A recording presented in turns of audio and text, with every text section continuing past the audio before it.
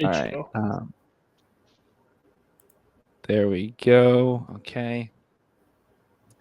All right. We good? Everyone live? Yeah. Look alive, Zach. Fucking Zach's always sick. All right. Always. Hello, welcome back to the BCS podcast, episode 1, season 3. A lot of shit was going on, but whatever. Who cares? We're here now. That's all that matters. How was the offseason, gentlemen? I think it was pretty successful. We have a new quarterback. Yeah. Same. It was a pretty good off season. There wasn't anything too crazy that happened this off season, realistically. Trying to think. We didn't win any titles in any sports, aka hockey or basketball, any of the Big Ten, so that didn't change. You won the Big Ten in hockey, though, so congrats on that. Yeah. You're like Oregon. Now, surely you didn't celebrate that against the team that won the title. It happens every year. Okay. But I mean, I don't know what else. Yeah, we're back. Thankfully, it was a long off season. Long off season with no football. I'm going to be honest with you. The month of August flew by. It was like here in a blink, and then it was like, oh, first week is here. Yeah. It went really slow until then. I love my schedule personally. It sets up very nicely where like the sailing season for me really peaks in August. So it's like a lot of events off my phone and days go very quickly. And especially with the last week of the year, or the last week of August, basically week 0 every year is like the home Detroit event for us. And it's 4 days full on sailing, no phones, nothing. And like I got to watch the week 0 game, which I'm sure we'll start and we can lead off with. I was actually able to watch this game. And it was a nice little break. And it's like I didn't get as much of a I didn't get as much out of week 0 as a lot of people do, which is nice because I like to kind of just start week 1 and just be like, we're in. So because the game I was able to watch was indeed Farmageddon in Dublin. I feel like all of these games just start off like just pure chaos. Yeah. And it seems like it's always raining over in Ireland. I don't know. Yes, every single time. I'm pretty sure 4 fumbles in the first quarter, something stupid. The only game it didn't rain the whole game, I think, was the Northwestern Nebraska game, the 1 year. That game was also chaos. All these games are pretty good, other than the Notre Dame blowout against Navy. Navy, yep.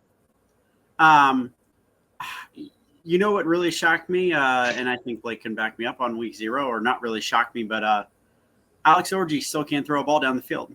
Yeah, I was shocked by that. I mean, he kind of had a couple completions, but then they pulled him. He was 8 for 9, and they still pulled him. I was very shocked. That game, they played Idaho State, and it was absolutely abysmal. Their defense looked like they couldn't stop a high school team. Seriously. They very fun watch, though. I'm going to tell you who's a fun watch that has shown up, and I know they haven't played anybody, but Kansas might have a pretty good offense. Yeah. They might be pretty good on offense. They know how to score touchdowns a lot. Very Big 12. I love it. That quarterback on Fresno, dude, with E.J. Warner. Yeah. Oh, my God. I don't know who he's related to on the staff, but that's tough. But I would say probably my favorite quarterback of week 1 was in the evening game, which, again, I said on my personal channel, it was a crime this game wasn't that night. Micah Andejo is the freshman quarterback out of Bishop Gorman from via Las Vegas, Nevada. This kid's just slinging it. It reminds me of Cole Brennan back in the day, running around just slinging it. And like why Hawaii was fun when you used to like do the Facebook live streams when they would be on Hawaii for a couple years. In the Mount West TV, I think that was the thing like a little while ago. Yep. But this kid got rolled up on. It looked like his leg broke. And he was just out there on one leg, just absolutely slinging it. Granted, Stanford gave the game away. Stanford's got a long way to go. But, I mean, they got Frank Reich, who's, like, kind of a terrorist, but he should be all right. And then, obviously, Andrew Luck is, like, the new GM there. So, we'll see what ends up happening. I doubt they're in this ACC nonsense for long, but we'll see. I mean, they can't really stay in it for that long, considering they went all the way to Hawaii and they're going to make a few trips to the East Coast this year. Like they're making a trip to Florida State. They're also going all the way to Boston College in another week. Like their travel is ridiculous. Their travel is like 10 times worse than any NFL team. Yeah. And like NFL teams, like, I mean, you're going all over the country as an NFL player, but this is on a whole new level. So yeah, I know a lot of their teams in other sports, like the Olympic sports, do the same thing. They travel all over the place. Like their sailing team travels to the East Coast almost weekly. Hence the admission scandal they had to do to launder money to pay for it. So, yeah, that's fun. But I don't know, any other closing thoughts on week 0? The couple games we had. I would say, like you said, the Dublin game was pretty chaotic. That's pretty much all I had. I kind of knew it's hard to judge with Western Kentucky because they score so many points. Always, I feel like they always have like a really high-powered offense, but it's tough to judge where they're at in terms of like comparison to past offenses. But we'll see. Week 1 is where it really got started on Thursday, which I could not unfortunately watch any of the games except for the nightcap with Nebraska, but I heard that the Boise State Broncos got destroyed. They did. It wasn't it wasn't like super competitive. Boise State looked awful. A lot of question marks with them. They lost a lot of players, and it's almost like, so I mean, yes, they lost Genty and stuff like that, but they also lost a few linemen, so that also hurts them. But then they're trying to rely on this quarterback who, Max Madsen. Yeah, Madsen is not. Yeah. It's very clear he was a Gentry merchant. Yes. My only takeaway from that game is I personally, as one of the probably maybe the number one USF Bull guy, that zero attachment to the team, other than him being a guy I picked up in fantasy 2 years ago. It's just crazy to see that, like, clearly Gentry should have won the Heisman. I mean, obviously we can talk about Colorado in a minute. But like this guy, like it's a lot easier game when you're throwing against 8 and 9 man boxes and you've got a big tight end or some like decent good skill guys on the edge playing 1-on-1. And it helps, when you get bailed out, it's like 3rd and 10. You can do a bullshit draw or a bullshit handoff, and Gentry just runs through 6 dudes and it's a first down. Like that really bails you out. The biggest surprise to me in this game was the USF defense. Now, I think they're very good. For those that don't follow, USF has a terrorist schedule every year. All the teams in Florida do. I give them credit.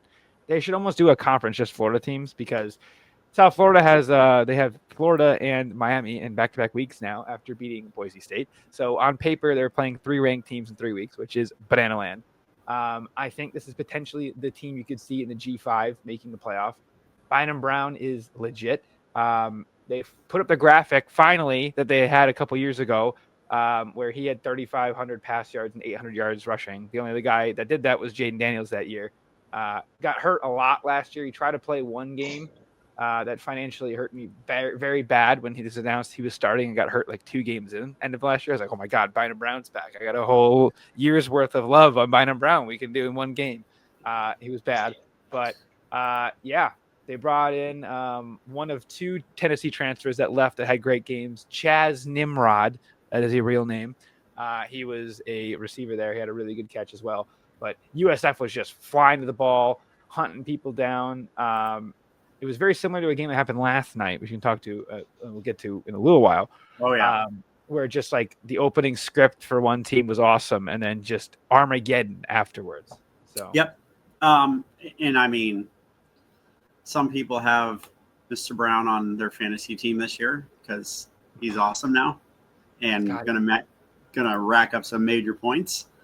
But no, I mean, you look at it and you're like, that game alone, there were some other good games on Thursday night. Nebraska-Cincinnati was, I mean, I don't think Cincinnati's that good, and Nebraska didn't impress me at all.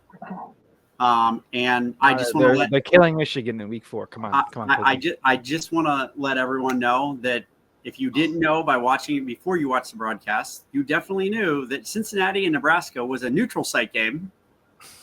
They only reminded us, maybe 90 times during the broadcast? The one major takeaway I take away from that Thursday night was OU might win the MAC going away handily. So when's the last team to defend? When's the last team to defend their MAC title? It's been a long time. It's been a while. Yeah. But they're looking to be like, I think it was like 20. Man. Woo! Yeah. They're an unreal team. And they have a huge game this week, which they can make some noise in. We're just looking at the other. Yeah, after this week, there's a crazy take that was uttered from my mouth, which I almost regretted. Is Parker Navarro the best quarterback Ohio State's going to face for like 3 months? I was saying this before, Arch Manning. I just want that on record. I just didn't say that publicly, but it's just crazy. But shout out DT Sheffield. Follows me on Twitter. Not a big deal. Try to get him to Michigan. This kid was an absolute demon at North Texas last year. Went for it on 4th down. Could have kicked a field goal. It made it very fun for the neutral. Seeing Mac, the what's it called? Ohio try to drive the field at the end. But Rutgers decided to kick the field goal, or to fake the field goal. Well, not fake the field goal, to not kick a field goal, go for it, and end the game. Boring. Would have been way more fun if it was down 6, trying to watch a 2-minute scramble drill with Navarro. I know. I was so excited. I thought OU was going to pull it out. Banner day for the MAC, though, top to bottom, I would say. Yeah, pretty good day for the MAC. Honestly, spread, I believe. The MAC is probably a little bit better than the Sun Belt this year. Can we say that? Maybe we might learn this Friday night how good the Sun Belt is, but I yes, a little underwhelming from them. I'm trying to say, what else do we have? ECU had a good comeback against NC State, a game that ended in like a shit ton of fights last year, I believe. Yes, there was a ton of fights. It was the bowl game they played in. They literally played in the bowl game, and then they played right after this, back-to-back games. They played each other. Yeah.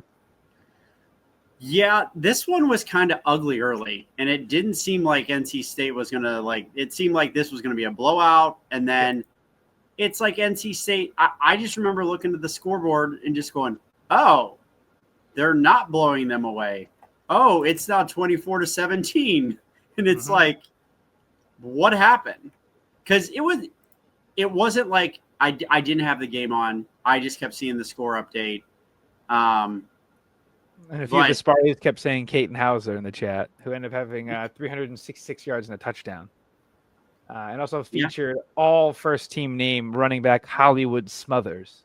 Unreal name. Dude, great name. He, I mean, he still only had like 80 yards on 22 carries. So, I mean, that's a pretty good average. But, I mean, it seems like he didn't break any of them that were that long. No. Let's see what was his long. But I mean, overall, look, NC State, they're not going to be an amazing, I don't know. I just don't think NC State or ECU are going to be in the talks for conference championships. So if they play on one of those random Fridays the ACC does, maybe I'll watch. But other than that, I'm not really going to go out of my way to watch them. I'll watch their hoops team, though, with Amir Aura Khan. Get ready for another year at him. Yeah. I saw other funny things, just quick fly around. I know Wyoming, I think they said they had 550 yards, scored only 10 points against Akron. By the way, games like that are just quintessential football. I feel like that should have been a week 0 game, Wyoming-Akron. I don't know. It just feels like a week 0 game. I just also want to ask, how bad is the program at Wyoming that they're going on a road trip to play at Akron? This could be a conference game soon with some of the MAC teams going to the Mountain West. Who knows? But I don't think Akron's getting that invite to the Mountain West. Man, once LeBron retires and becomes a donor there, it'd be sick. Bo Pabula started his time over at Missouri, blowing out Central Arkansas. Duke was in an absolute knife fight against Elon. Mensa looked unreal, but Like, yo, Emmanuel, why are you letting up 17 points to friggin' Elon? OK State played a game. Nothing for me on that one. The rest of the games were pretty boring. Minnesota I would played just like to comment. Buffalo. I would Knife just like fight. to comment. Going in for the rest of the season, I hope Minnesota loses every single week after what PJ Fleck did, What did because he do? we are gamblers here. I'm fully willing to admit that. Yeah. And the line might have been 13.5 with Minnesota at the 10-yard line with 2 minutes left. And instead of him deciding that he was going to kick a field goal on 4th down, he went for it and gave the ball over, turnover on downs. Damn. Instead of kicking the field goal. So I would just like to say, PJ Fleck, I hope Minnesota loses every single game. Every single game the rest of the year. Buffalo fought, but They did. you can't be an established run, ball dominant team against these big teams. You know, Yeah. It just doesn't work. One other thing I want to touch on: Wisconsin against Miami of Ohio. The leading passer in this game had 120 yards. Here's what I also want to say is not only that with Wisconsin having that, but dude, this is 2 years in a row Wisconsin's starting quarterback has torn his ACL in the opening game. 2 years in a row that this has happened. I found it's not major. Oh, it's not? Billy Edwards is fine? Yeah. No comment for me because I had to lie about liking him for a little bit when we thought he was going to be our bridge quarterback. But yeah, I don't get Wisconsin, dude. We've been over it 100 times on this goddamn podcast. I can tell you who the next coach is. You're gonna have to give me about 10 minutes until we talk about a different game. But I don't know. I don't get it. It made so much sense at the time. It's like, all right, take that gritty, stab him in the back like D'Antonio almost style, like FU Big Ten team. It's like, nah, Phil Longo. Yeah, dude. There's actually two coaches that could go there, but they're both good. And shout out to Senegal starting on Thursday against Stony Brook, my dog. We can head on to the Friday slate of games because some of them were, like I said, I mentioned Kansas. They put up 46. They have pretty good Big 12 offense. Yeah, I mean, what did we learn on Friday? So I know Zach had his game. But Army sucks. Army's Bryson not good. Daly was really good. What is? Bryson Daly was really good. Yes. Army's not good. That was pretty embarrassing. I'm not gonna lie. Baylor almost has the dogs to fight in a big game. They're very close. They kind of terrorist. And Dion doesn't know how to clock manage. That's what we learned. Okay. Oh well, let's talk about this game for a sec. Did all of you watch the Georgia Tech just Colorado? Yes. Okay, so Heisman Haynes, one of two, possibly. But here's the thing, I was not worried. I was definitely wanting Georgia Tech to win this game. And I got to the end of the first quarter, and it was 7-0 Colorado, and I go, they just had 3 straight possessions with 3 turnovers, and it's 7-0.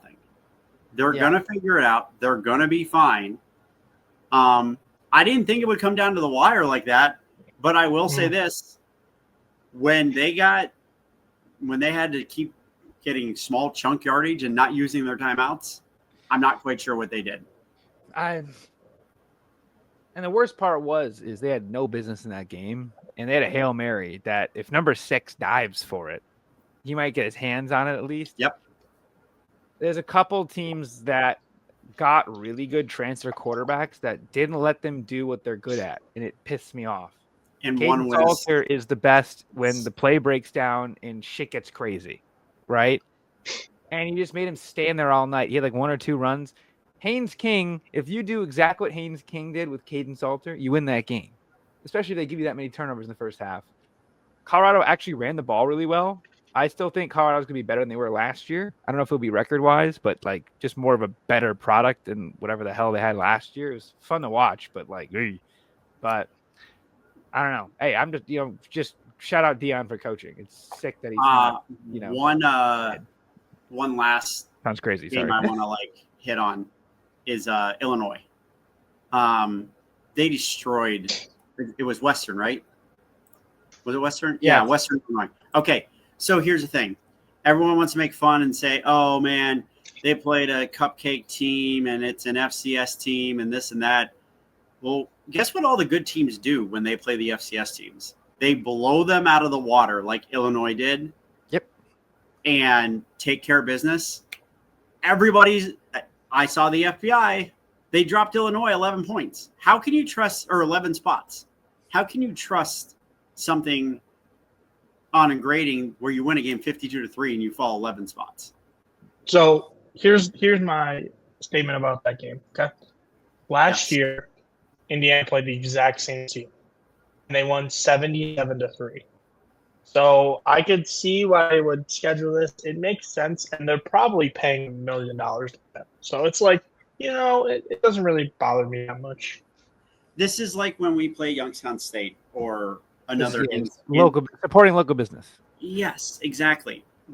Illinois should play Western Illinois like every few years because that's already plays Western. We play Central. Like it is what it is. Yes. Yeah, we flop. Like we play both of them because we just give them a bunch of money to play them, and they know that they're playing a big time opponent. It's media exposure, all that stuff.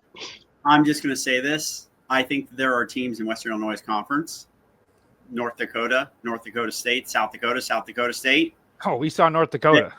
That all four of those teams could possibly win the MAC. North Dakota went toe-to-toe with Kansas State and should have won. They should have won. Yes, they should have won. So it's just like you can criticize, you can say like all this stuff. I'm sorry, but I just cannot agree with the FBI rating system. If you're going to drop a team who won 52-3, 11 spots. But if Texas A&M played this team, they'd have gone up 5 spots. Yeah. FBI is SEC propaganda. It's my generation's communism that we have to worry about. So it is what it is. People love bringing it up, but I don't see why. FBI is worse. I will this week because it's the only metric that says Michigan's beating Oklahoma. All right. All right, Zach, go for it. Your game on Friday. Yeah, I mean, it was – why can't I not click on it? Give me a sec. Sorry. Pull up the data. For some reason, my computer is just ancient now. Doesn't want to load anything. You made bad beats. We can it just we can tell. Oh, you made bad beats. Yeah, I mean it was a tale of two halves. I think that's the best way to put it. Defense looked pretty dominant throughout the game. Should have had 2 safeties, which it was a pretty good week for safeties. I think there was like 3 or 4 over the course of the week, which is pretty cool. I always love when we get safeties. I think that's a pretty cool stat for teams. We're kind of like counting every single day. Hey, there's another safety. There's another safety. So yeah, defense, I mean, was pretty dominant throughout. 0 points allowed. I think we had 2 or 3 sacks, maybe a little bit more. 4 actually. Kind of all over the place. 2 that should have been safeties, like I said, but 1 that was a safety by Jalen Thompson, which was pretty cool. Punting was elite. 4 punts within the 20-yard line, 2 punts that landed within the 5, which was pretty awesome. And we kind of saw a breakout of Amari Kelly, which everybody was like, we're bringing in all these, non-Power 5 transfers. Let's see what happens. And it was a pretty dang good game for him. 7 receptions, 75 yards. And the one thing that everybody had question marks going into the season was how is our run game going to start? And, combined for our main 2 backs in the game, 21 carries for 100 and almost 60 yards, averaging about 7.4 yards a carry and 1 touchdown each from Frazier. I mean, that's a start. See we can do running the ball again. Charles did what he needed to do, didn't make any mistakes, didn't really kind of throw the ball anywhere that was dangerous, just kind of coasted through, and we came out with a win. So that's all we wanted to say. The bad beat was we bring him the back up, and he throws an interception on the first pass right to Tate Halleck, who was, I'm 90% sure on MSU's roster, transferred to Western, and now he's like a captain and a leader out there, which is pretty awesome. So pretty cool. But other than that, not a whole lot. On to Boston College, which is a big time opponent, a redemption game from last year, and on to week 2 and see where this goes. And then we can talk about. I don't think there was any more games on Friday, right? No. Okay, and we can go on to Saturday. We can start at the noon slate. Go ahead, Cozy. Start about your game, and then we'll kind of touch on some other stuff. And inside the stadium, I don't know how it was viewing it on TV for you guys. Inside the stadium, it was electric on every play. You felt like there was like going to be like a major deciding factor on major plays and things like that. And I mean, there kind of was.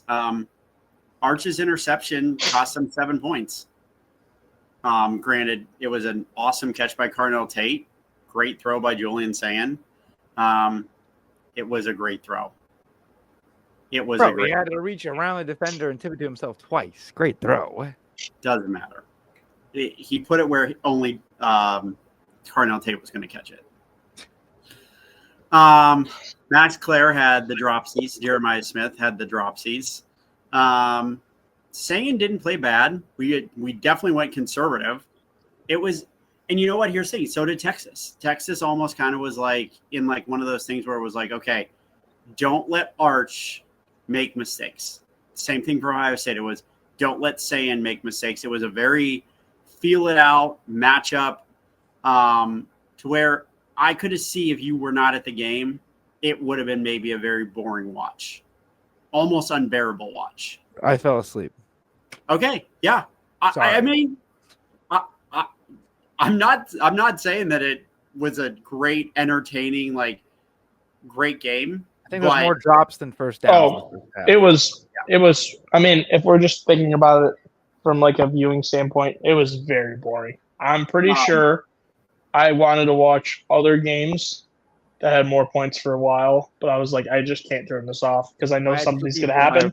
I had 2 people in my family room that made me watch a different Battle of Orange teams, but yes. Dude, I was thinking to myself the whole time, I'm like, is there going to be more points? I thought it was going to be like 28-24, like final. I'm like, there's no way it's only going to be 7 nothing this whole game. I can also tell you this, that Texas, they have a really good punter. I don't know if a lot of people know this, but I think we had a total of 8 or 9 drives, and 4 of them started inside our own 10. Now, granted, 2 of them were because we had them go or force them into going for it on 4th down, which I don't even know what they were doing at the goal line stand. Like, it was like you're not going to get a yard with just sneaking Arch up the middle. Like, he tried to sneak it one other time on a 3rd down, and we stuffed him. And then they went for it on 4th, and actually that was our only 4th down conversion. It actually worked a lot in the SEC last year, and I couldn't work in the Big Ten. I'm just putting that out there. Keep going. You're not wrong. The only thing he's done the last 3 years is come in and run the football in short situations, and he couldn't do shit after it. Ridiculous. And you know what? Here's the other thing is they had all this hype around him, all this media attention around him. Everyone was hyping it up. Texas #1, this and that. All in all, good win. We still looked very sloppy. It was not the greatest called game from an offensive standpoint. Now, the defensive standpoint was kind of awesome because you had players that were just basically moving around. I mean, Arvil Reese lined up in like 20 different positions. He was an edge rusher. He was up the middle. He was on the D line at one point. He was an interior D lineman at one point. I mean, dude, it was Wasn't that how he lined up in the last? Because he basically had the Yeah. game-stealing sack. Yes. Yeah? And then CJ Hicks is the one who ended the game on that fourth down. The Reese kid was fucking everywhere. On the pressure, CJ Hicks, good story for him. He kind of had his struggles. Literally though, on that fourth down, they just didn't touch him. Like they let him blitz and did not have alignment on him. I will say this: I was a little worried and nervous with seeing that we had SEC officiating during our game. You wouldn't have known. Sure. What'd you say? You wouldn't have known. There was some stuff that was getting called that wasn't getting called, etc. And it was like, look, it's in the shoe. You're gonna have to go against the 9 men. It's just how it works. It wasn't a crazy factor, but there was a few times where it was like, but there was the holding penalty in the end zone, which I thought was definitely a holding penalty until you see the replay. I didn't think it was holding. I thought it was he only held because he got his face ripped off. Well, there you go. But you got to understand from my vantage point. Yeah. No, I get it. All I saw was, oh crap, they called him for holding. It's going to be a safety, and then you just see, oh, he literally just grabbed him by the face mask. There was a play actually in the first half where the Texas player took our tackle's helmet off and threw it. He literally just grabbed it and threw it, and then they threw a 15-yarder on him. Yeah. And he looked at the referee and was like, "What are you talking about?" Like, well, dude, you literally just ripped his helmet off. Yeah, only Jack Sawyer can rip his helmet off and not get penalties. Correct. Donaldson looked good. He needs to find the hole. The holes were there. He was not finding them. It's a week 1 game. I mean, nothing is perfect. We don't have really it's not NFL preseason or anything like that. Like, yes, you have scrimmages, but don't think that they're quite like an NFL preseason. Yeah, I mean, hey, got the W, and on to what hopefully should be a snooze fest at 3:30 against Grambling State.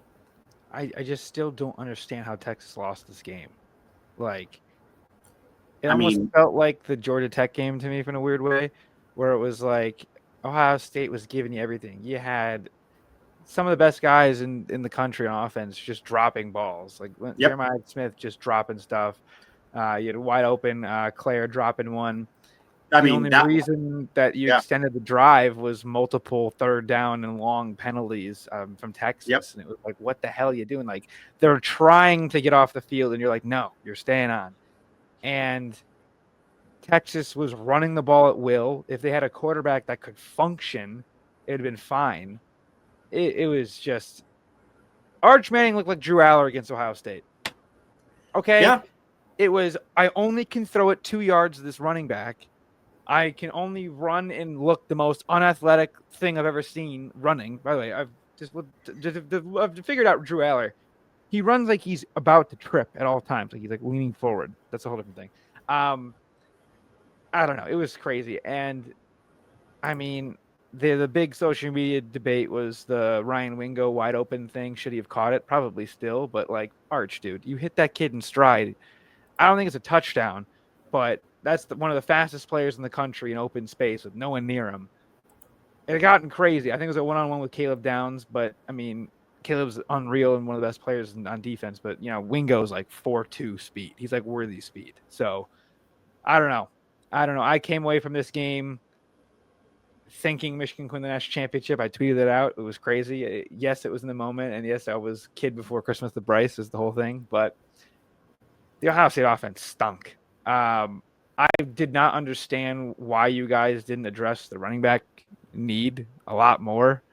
A 5th-year dude from West Virginia, and then Peoples is like totally unproven, which I thought was interesting. But a lot of the top transfers and running back haven't done anything right now. Malachi Hughes over at Oregon, it might not be with the team anymore.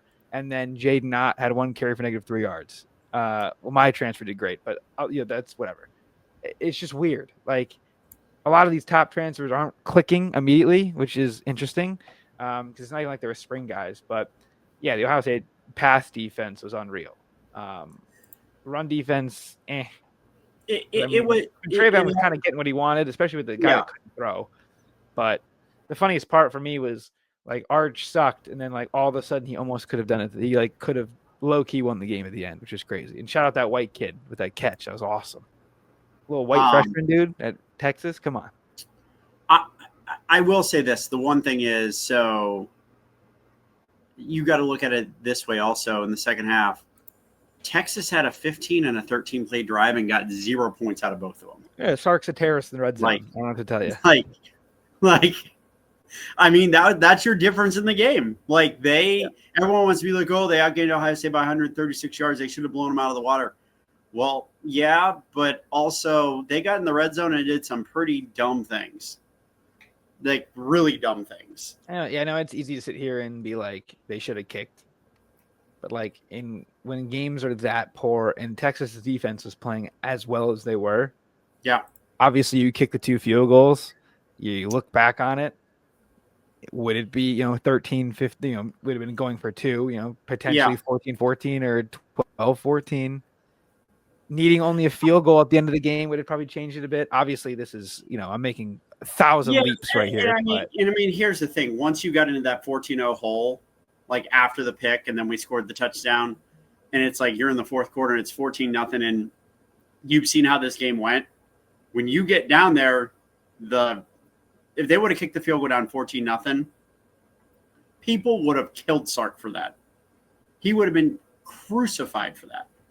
You finally get inside Ohio State's like 10 again, and then you can't punch it in on a 4th and 3, which the pass wasn't even close. Like that I don't know. Arch just looked very uncomfortable, which, look, let's just call it a spade. Arch he's going to struggle. He's a first-year starter. People didn't realize this. So he's a Heisman favorite, though. Look, man, keep that same energy you had with Bronny with this motherfucker. That's all I'm saying. All right? It's disgusting. We can quickly run through the rest of these games. Yeah. Tennessee was okay. Syracuse sucks, so I'm not taking a ton out of that. But Aguilar did what he needed him to do. Tennessee had almost multiple 100-yard rushers. It was nice to see from the Vols' perspective. My dad did say that he has got a better quarterback than Michigan, but we'll get to that in a minute. Penn State took care of business against Nevada. Said it a few times. This is their ECU game for my Michigan fans out there, where the 2023 as Penn State tries to emulate Michigan's 2023 and Ohio State's 2024. They just forced Drew to throw it. And fun, I didn't know that Chubba Purdy was at Nevada, but he had one really long run. They're like, and there goes Chubba. I was like, oh, Chubba, the Nebraska Chubba, the one from the best sports game of all time, 6-7 against Iowa a couple years ago. Marshall gets rolled by Georgia. Oregon rolls Montana. Arizona State sneaky gave up a ton against Northern Arizona. We'll talk about that game in a minute. Arizona, Florida kills LIU. SMU does their thing. It's pretty much business as usual for almost every team. Indiana looked very shaky against Old Dominion. First play, it was a quarterback keeper, 75 yards up the gut. That was fun because I hate Indiana. Yeah, and then they let up a punt return or something for a touchdown too or something. Their coach just was the quarterback had 2 touchdowns, 180 yards on the ground after sack. Yeah. Net. But yeah, I mean, it's pretty much just as usual everywhere else.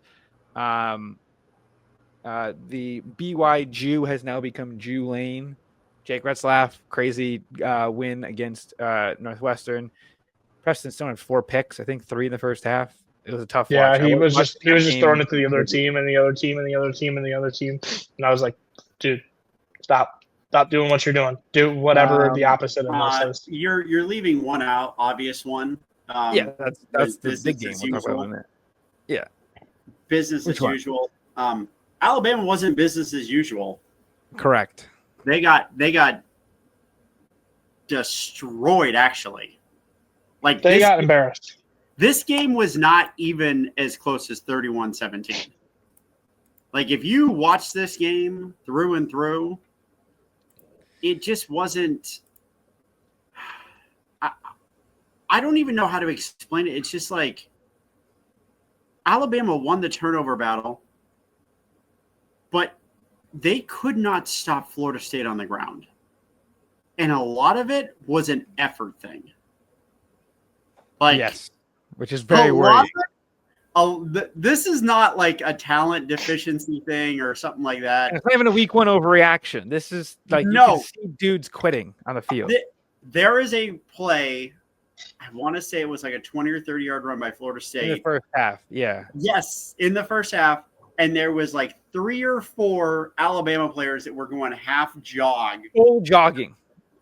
Yes, like it. I just want to be like, what's going on?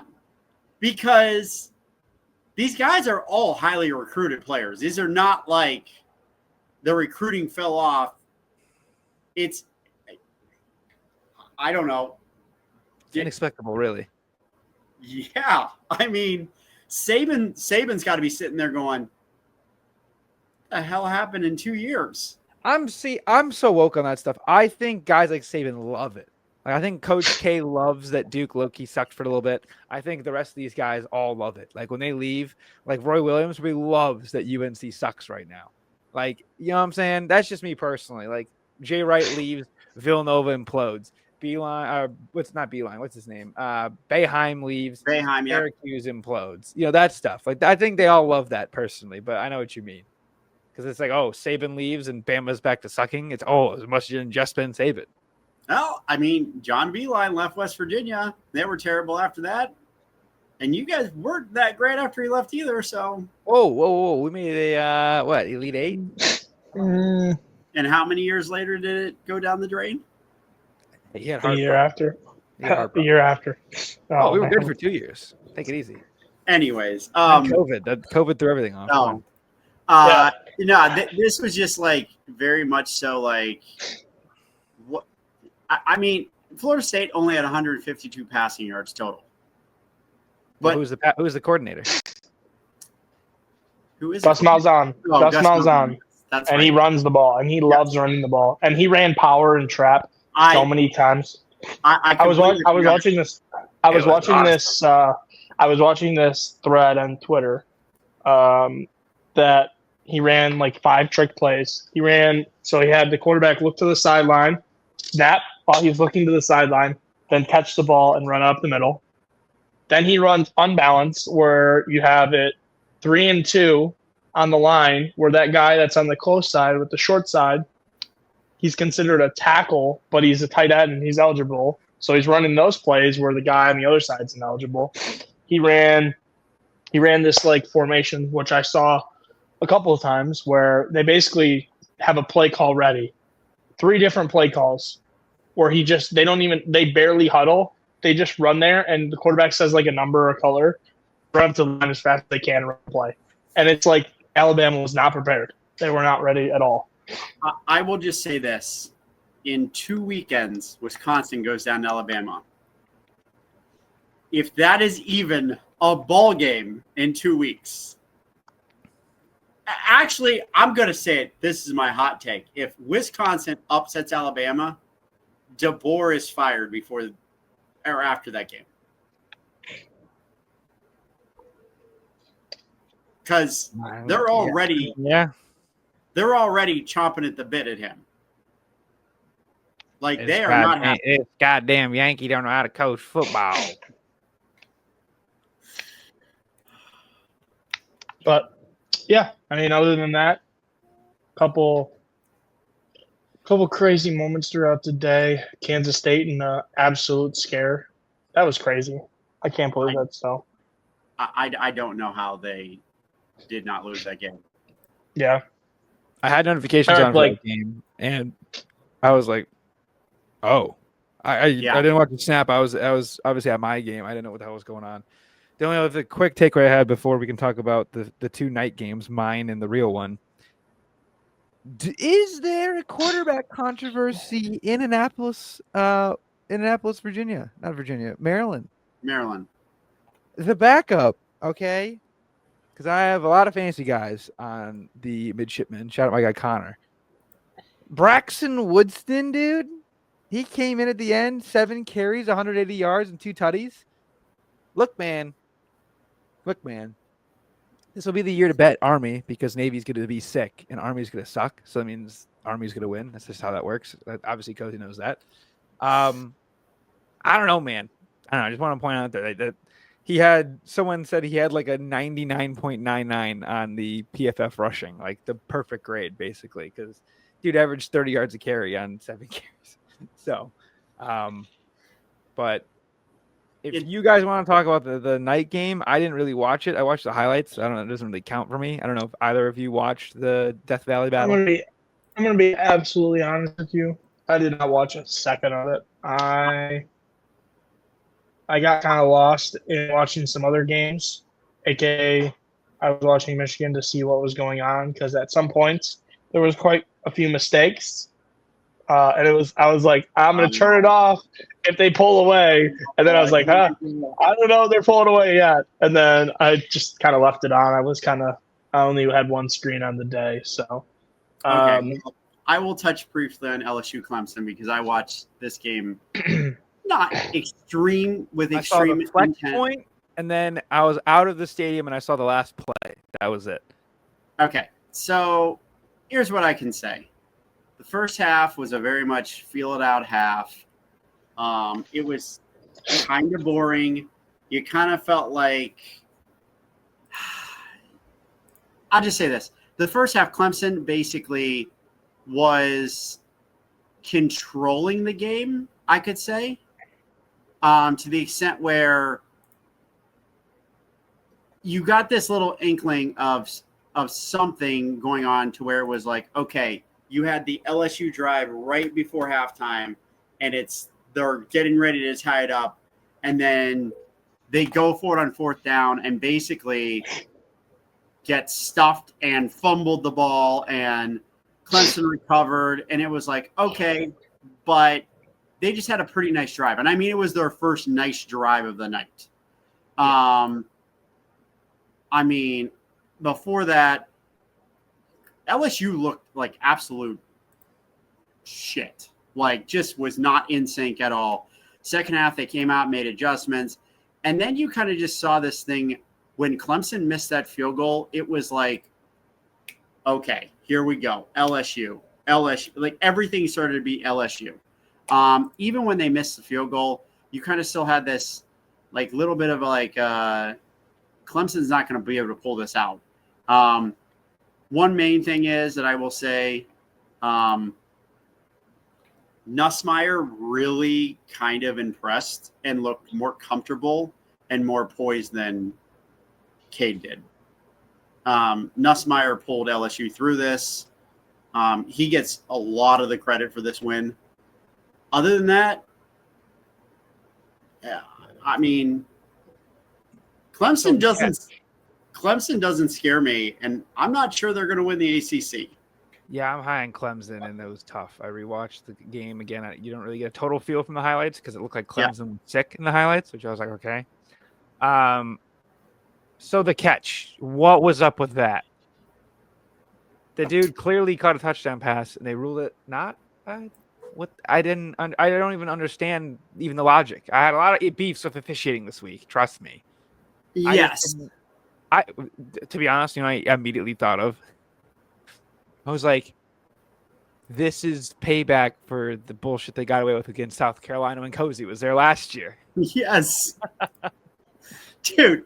Okay, so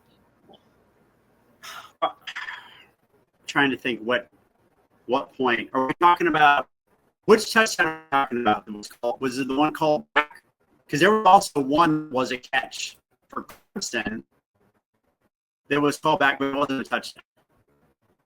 Yeah, I was thinking of the one that was a touchdown from LSU. The kid was like in the corner, basically. Okay. Like that was kind of what happened.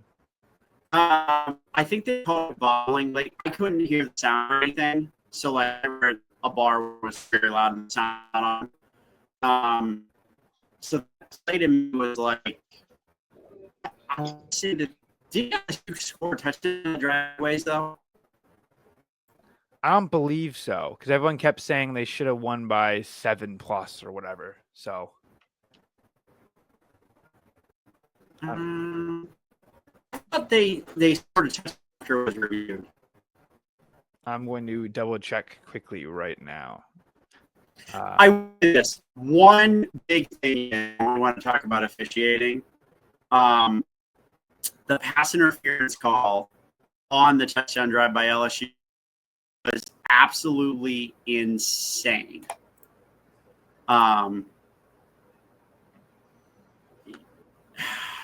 So that I'll just say this: there's no way they should have ever called that a pass interference. I think that was an absolute terrible call. But once again, I mean, LSU hung in there. LSU controlled this second half. It seemed like every time, like if I would leave the game for a second and I'd come back, LSU was on offense. And then Clemson was punting. Klubnik threw a really bad pick right after LSU tied the game up. I mean, it was a really bad pick. But, I mean, overall, I mean, it's week 1, and we saw unders ruled everything. Yeah, honestly, like it was weird. Like every big game, it was like, oh, two bad defenses. Yeah. The one that pissed me off was the Georgia Tech Colorado. I thought was a surefire one. I mean, considering there was 4 turnovers and one team rushed for 400 yards, and it wasn't even close. Ugh. I'm okay. Maybe I'm crazy for saying this. I hate this whole narrative that football sucks. Like everybody sucks because they don't score a ton of points. Maybe teams are actually playing defense for once. You know what I mean? Like everybody just assumes that all these teams suck because they play a bunch of defense. Yeah, I mean, I get it. It depends. Like there's sometimes you can tell where it's good defense, and sometimes you can tell it's like just 2 bad offenses that are cosplaying as a good defense, and it's on Fox at noon. Oh shit! Sorry. We'll see. It's week 1. You'll figure it out. I was the only thing I could. It just bothered me. You're mad that you didn't win your bet with Max Clare. It's okay. I know. I get it. That for sure. But it's almost like Hartline's like, I'm going to run the ball because I think I'm going to throw the ball. I don't know if he was just trying to be like smartest guy in the room. It was just weird. I don't know. But I just want to know, Zach, real quick. Are you like in the dungeon down there? What's up? Why? Because it looks like you're in a dungeon. No, it's my room. It's dark right now. I only have the outdoor light on. My desk is broken right now. I stripped a screw, so I can't put it together until I get some tools to fix it next week. So I'm kind of just like, so we're makeshift in this. Okay. Yeah, we're makeshifting for a week until I can get it fixed this weekend. Now, just knows how dark it was. Yeah. Now I'll go quickly on mine. I've talked about it for fucking ever with everybody, including these guys a little bit, but a lot on the channel for sure. So check those out, of course. Long and short, I'll just go quick.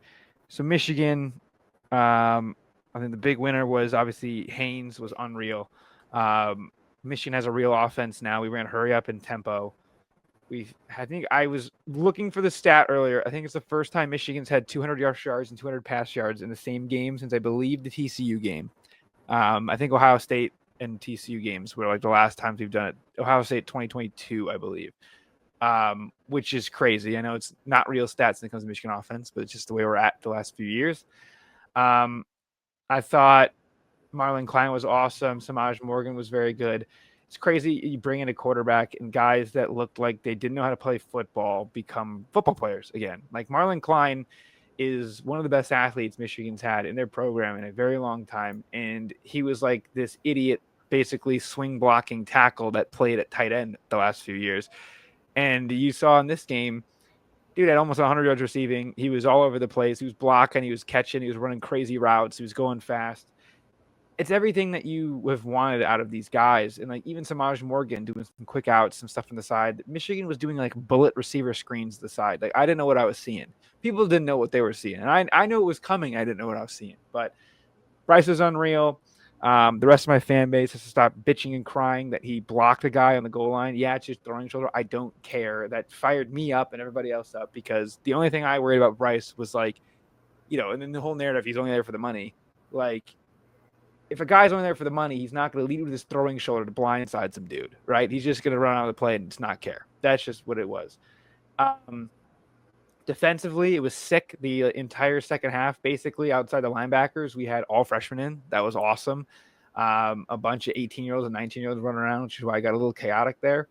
Outside of one drive with multiple crazy officiating, I think Michigan did a pretty solid job of defense. When you fumble multiple kicks, a punt and a opening kickoff, after a 10-minute drive, it results in some problems.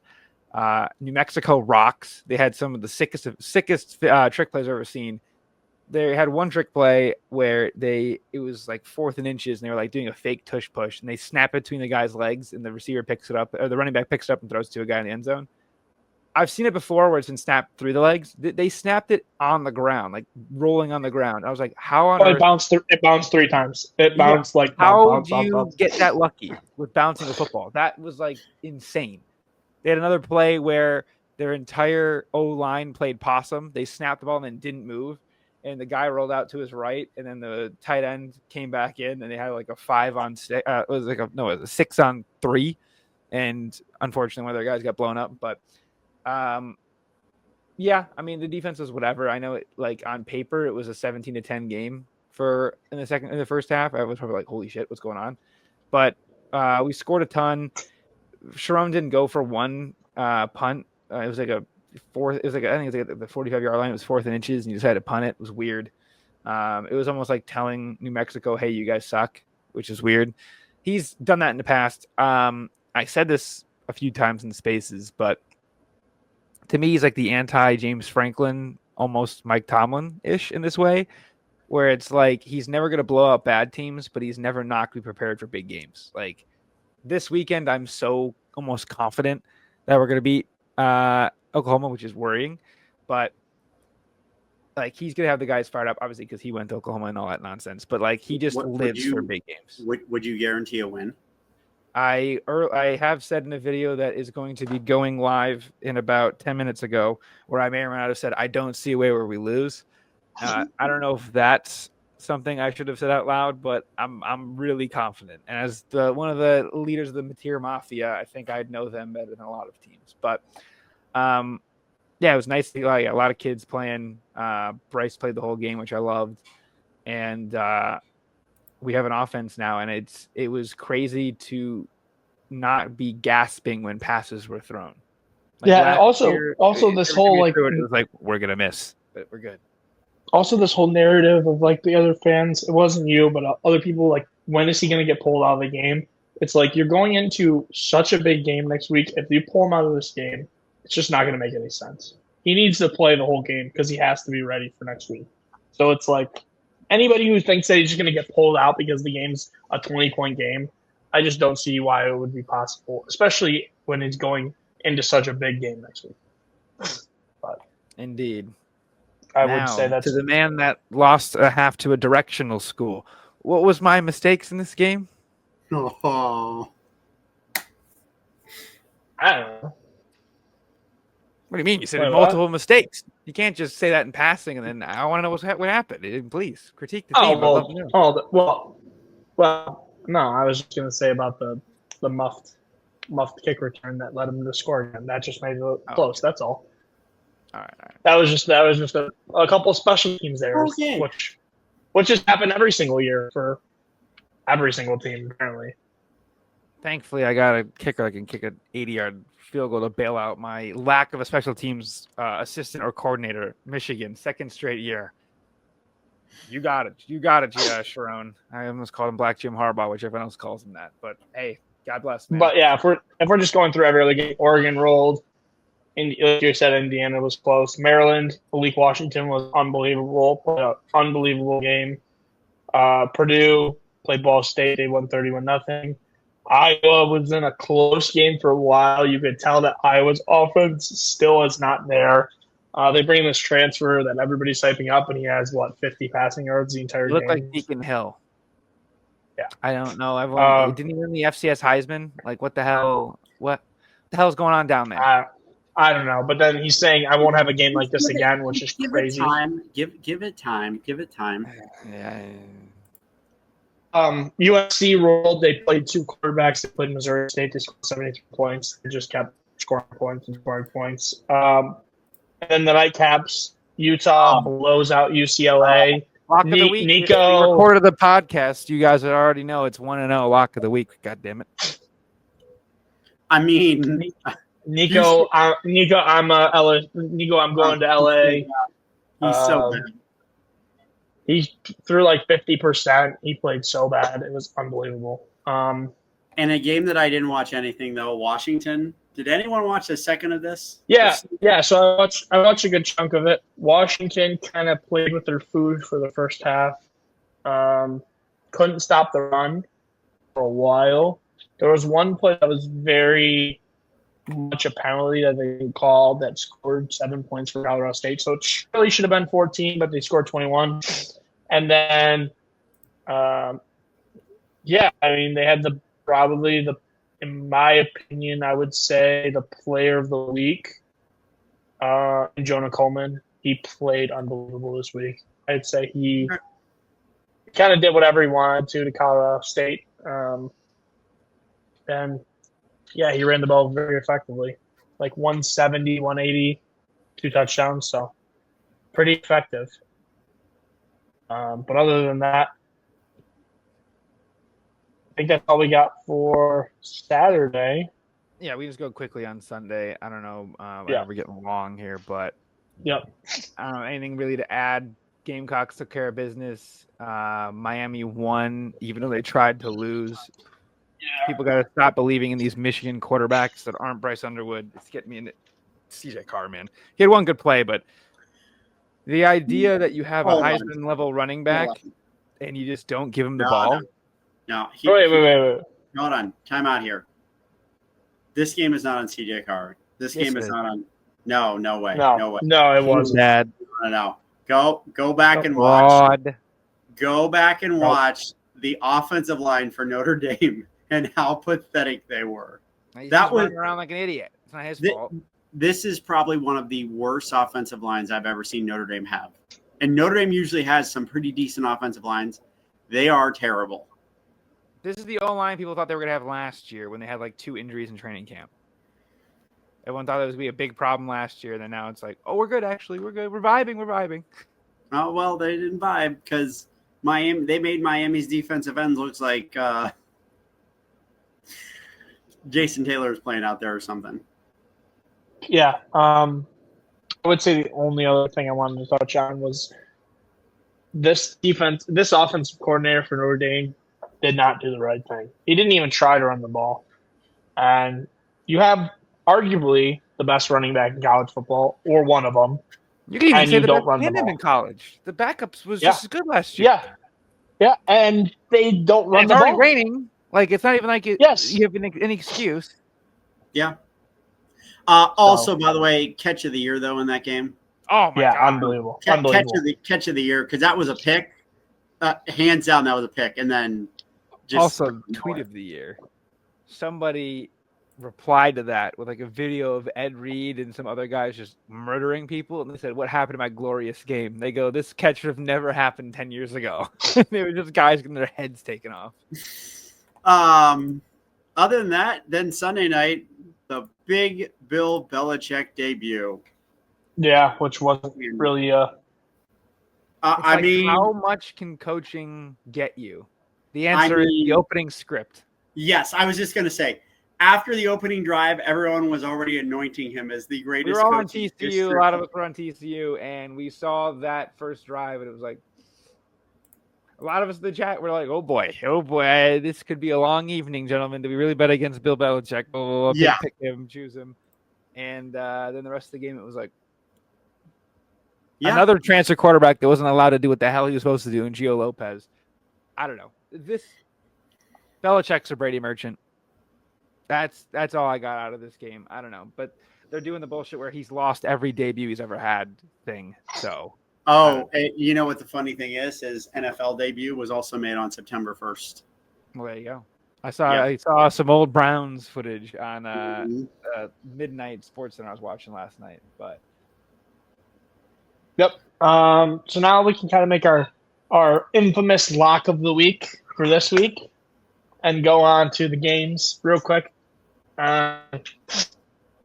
don't really have a ton of spreads. Kind of a problem. We're happy games don't have spreads. So we'll just go quick through. Yeah, because some teams are playing real opponents this week. Yeah. Western Illinois, Northwestern, no spread. Maryland versus Northern Illinois. Maryland is 17.5-point favorites over Northern Illinois. What is our thoughts on that one?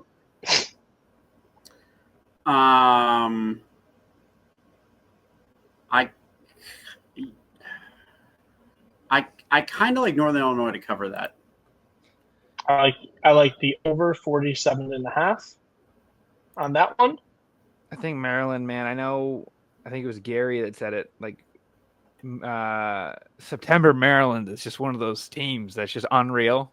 And once they start playing other teams, they just totally fall apart. And Malik's gonna be fun until he's not. So you can go to this Maryland game for $6 on. Hell yeah.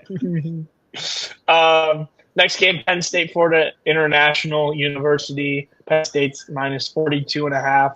The total is 54.5 points. I don't even know on that one. I'm just gonna say I think Penn State covers. I think I'll just agree with you because I don't know what else to say on that one. I know nothing about this game. I would say I think the FIU transfer might have ended up here. I'm like 50% sure on that. I know because they brought in a bunch of guys. But unfortunately, Pittsburgh University will be meeting belt to ass. I think Franklin doesn't not cover these games very often. And last week you didn't see it. I think this week he's going to definitely help the boosters out and help pay for that press box. And the potential Adidas uniform or fandom, whatever that's all about. We'll see what happens with that. Next year they're in Adidas, I think. Or something. Yeah, we'll see. They're in like negotiations. All right, noon game. Illinois goes to Duke. Illinois is 2.5-point. Here is my lock of the week. 49.5-point total. Illinois covers. That's my lock of the week. I am very high on Illinois this year. I've already mentioned Illinois once. I am very high on Illinois this year. Wow. Duke looked unimpressive against Elon. Illinois handled business. They're going to handle business again easily. I think 10-point win. 10 points plus win. Yes. Wow. I'm actually gonna say the under in this game. I think this is gonna be a low scoring game. There's gonna be a lot of mistakes. I don't have to pick a side. I'm gonna pick the under. I hate to be that guy, Zach. I almost made the over my lock. Both teams put up points. Duke's defense is suspect. Illinois' defense. I'm not one of those idiots that says Illinois. Sorry, Illinois' defense. They just lost a ton. I mean, they have one or two guys back. Lost a couple more pros. I don't know how well they've reloaded. I guess we're about to find out. Mensa's a hell of a quarterback. I don't know. I mean, 50 points seems pretty easy. I'm surprised it's that low. Expensive quarterback too. Very number one most expensive quarterback in the country. They're telling me. Yep. But I'm just surprised. I'm sure the world's going to be on Illinois in the over. So God bless Cozy and I, but who cares? Okay, next game. Okay, Iowa and Iowa State. Now, is Trump there? No, I'm kidding. I always hope that Iowa wins this game, just because I don't have any ill will towards Iowa State. I kind of like their coach, but I always want to see Iowa win this game because it's one of those non-conference games that somehow defines what the Big Ten is about if Iowa wins this game. But if Iowa loses this game, it's like, oh, the Big Ten's terrible. They lost a matchup to the Big 12 team. And it's like this narrative around this game has really honestly swayed a lot of people. I hope Iowa wins, but I don't see them winning. I think it's going to be. I think this could be a bloodbath. I think Iowa State covers for sure. I think that's a fair statement. I think Iowa is not what they want to be, what they hope to be. Next game, Indiana, Kennesaw State. Indiana is 35.5-point favorite. The total is 52.5. What do we think? Kennesaw State should be 1-0. That's all I know. Yeah. I mean, Wake is bad. They are clearly bad. Kennesaw State should be 1-0. Yeah. Yeah, I don't know about this one. Indiana is way different. Indiana's in a weird. Indiana's in a way different spot than last year. Next game, Minnesota Northwestern State, no spread. Next game, Ohio State Grambling, no spread. Oregon hosts Oklahoma State. They're 28.5-point favorites, 58.5. Wait, by the way, total. I will get my other second lock of the week. I think I'm going to take Ohio State money line. I think that should be my lock of the week. VIP play. VIP play of the month. Yep. Yeah. If it loses, somebody's getting fired. If it loses, the stadium will not be. I got Grambling band money line. Yeah, Grambling band money line. I don't think they're making the trip. No, dude, HBCU bands come for sure. They're elite. They're awesome. Elite. I mean, Florida A&M's band came, and that was pretty awesome. Oh, yeah. Yeah. Delaware State did theirs a long time ago. Fucking hell. So what do we think? Oregon, Oklahoma State. I don't know what to think about Oregon yet. I didn't even watch them play yet. Yeah. I mean, I think Oregon wins. Fun. Oregon wins, but I don't know if they cover that 28.5. Oklahoma State could be pretty bad. They stink. Yes. They could be pretty bad. I mean, they had a snooze fest UT Martin team that they really didn't blow out of the water. No. All right, next game, Miami, Ohio, Rutgers. Rutgers is 16.5-point favorites. Miami, Ohio will cover this. They will. Yes. 46.5 points. I'm gonna agree. I think the same thing as last week, where Rutgers does the same thing against another Ohio team. Yeah, I mean, it makes sense. It's just, I mean, I think this is a good. I like when these teams play the same opponents, if that makes sense. Like, yeah, yep. We're gonna find out how bad Wisconsin actually is, or if maybe Miami, Ohio is just awesome. But I don't know. I would love to see my good friend and Detroit Detroit guy with me, Daquan Finn, do the job. But I mean, come on. I mean, under 48.5 just seems free, right? Yeah. 46. I'm lying. 46.5. Yeah, it Close does. enough. Yeah, I mean, I agree with that. All right. Next game, Middle Tennessee travels to Wisconsin. Wisconsin's 28.5-point favorites. 45.5 is the total. What do we think? Do we trust Wisconsin to cover 20.5? Not a chance in the world. No. I don't know who the hell they're playing. I probably would take friggin' Zach's high school plus 28.5 against Wisconsin. Here we go. Lock of the week. Let's see if we can start off strong. Lock of the week is under 45.5 total. If Billy Edwards doesn't play, I don't see him scoring more than 20 points. Okay. Well, and by the way, we do this podcast next week. All of our locks of the week are probably going to be complete losses. Hopefully we ride it strong from last year. We'll see though. Yeah, that game's going to be interesting, especially if Billy doesn't play, which Fickle announced today. He said, yeah, he's probably not playing. I was like, oh, okay. Michigan, Oklahoma. Oklahoma is a 5.5-point favorite. The total is 46.5. Yeah. What do we think, Cozy? I think it's an under here. I think it's 20 to 17 to 14 type game. And I think the team from the better conference wins this game. So you can determine who I think the better conference is. Here's where I'm confused, okay? I'm just going to say the game will take down the Red River rivalry back-to-back weeks. So. Oh, for sure. I'm just confused on how a team is 5.5-point underdogs, but they're plus 115 to win. You know what I mean? And that's where using betting logic, which bet responsibly, of course, if you listen to this podcast. I think Michigan wins as well. I just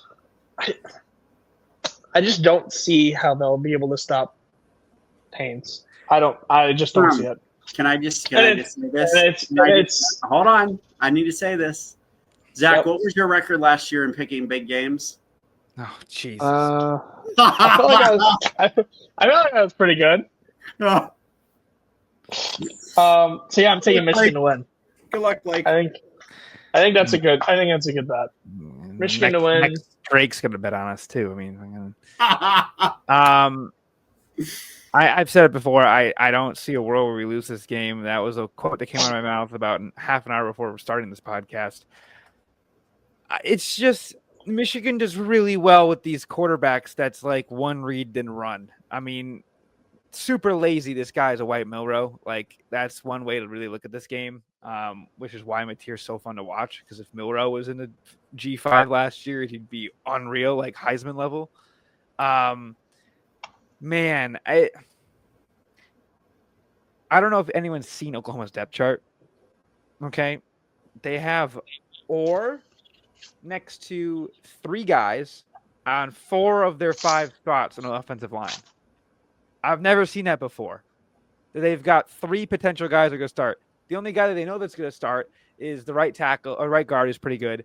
They're going to be starting a left tackle in his first ever game as a freshman against DJ Guy and Derek Moore, Michigan's returning edgers from last year. I don't know, man. Listen, Michigan can run the ball pretty well and lean on people when we have no quarterback. Now that Bryce is there, it's going to happen. I don't have player props, and they can't have it now. My lock of the week will be later in this segment. If I could make it a player prop, it would be Bryce Underwood's over rush yards. I don't care the number. This guy might run for 50 to 60 yards. I'm sure his over would be like in the 20s, 30s. I think he's going to be crazy. They're going to let him run. Everyone's going to see this kid. This will be the Bryce Underwood coming out party. I will become so unbelievably insufferable when we actually have a quarterback for the first time in God knows how long that's actually allowed to play football. My only concern is Sharon's going to overcoach this game and overthink this, and he might get in the way of us winning this game, which is a very real thing. But at the same time, this is his Super Bowl. He's going to treat this game more important than the Ohio State game just from his personal ties. That's just how it's going to go. He's been like doing I'm not worried about this game. I'm not making it about myself, but I went to Oklahoma. I played Oklahoma. I know all the coaches. They're all my best friends. He's done it like twice now. It's like, dude, okay, we get it. And I think he's going to do it. So I think Michigan wins, obviously. I'm so with Zach. The 5.5 money line discrepancy makes 0 sense. But yeah, they have a banged up O-line, banged up receivers. Their D-line is sick. I don't know. It's going to be crazy. Obviously, the winner of the trenches wins the game. No shit, but we'll see. You just popped on my channel about my thoughts on that game fully, but yeah. All right, we'll just fly through these last couple. Nebraska minus 34.5 at home against Akron. Totals 47.5. I don't know if Nebraska can score that many, but sure. No, this would be Raiola in for 4 quarters. Matt Rule hyping up his podcast. Okay, we can go with under. USC, Georgia Southern. 28.5. Yes, USC. Yes, USC. Well, this is like the mega max play in USC. Yes. Do you know who's coaching Georgia Southern? Doesn't matter. Clay Helton. Maybe a little revenge spot for him. That's right. I forgot. Hey, listen. No, it It doesn't matter. USC wins this game by 42 plus. Agree. Yeah. And then I believe we have the NBC game, Zach. So Yeah, I mean, I'm not gonna pick a spread on this one. I'm just gonna say that I think that oh there jeez. there will be some points scored. I'm saying this feels like an over game, but I'm not gonna make a specific play on this because it's my game. Okay. But I would say I feel like there's gonna be some points scored. I think Boston College is really bad, and I think Michigan State's going to win. yeah, same. Very close to the lock of the week. I can't give a minus 170 lock of the week. I mean, I'm not cozy giving up minus 2,000 or minus 200,000. But those that know me all offseason, I was talking last year about how my play of the millennium was BC money line against Sparty last year with Thomas Castellanos. They got some like fifth stringer from Bama. And then the only cool thing going for him is they have a running back named Turbo Richard. Kid's a beast. Yes, which statistically, I forgot to mention this. They ran the ball. They ran the ball 38 times last week. Mind you, they played like some FCS team. They had 98 rushing yards and 38 carries. How is that possible? How do you run the ball? I mean, we'll see. Sounds like what Oklahoma did last week against Illinois State. But I don't know. Last one of the day, UCLA minus 2.5 against UNLV. Oh my God, this seems so fishy.